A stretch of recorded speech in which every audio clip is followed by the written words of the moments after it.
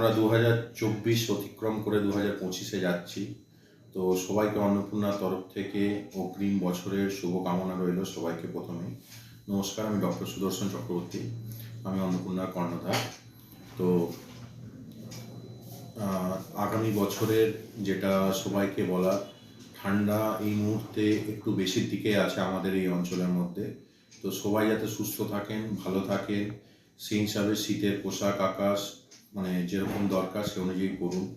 আরেকটা, গ্রামের দিকে যারা থাকেন, যারা বসে আগুন পোয়ানোর একটা অভ্যাস আছে, সেক্ষেত্রে সতর্ক বার্তা হিসাবে আমি এটাই বলবো, যখন আগুন পোয়াচ্ছেন বা কোনো জ্বালানি জ্বালাচ্ছেন সে টাইমে দেখবেন হাতের কাপ এই জায়গাগুলো যেগুলো ইউজুয়ালি কাপড় ঝুলতে থাকে, সেই জায়গাগুলো যাতে ঝুলে কোনোভাবে আগুন টাচ না করে, এটুকুই।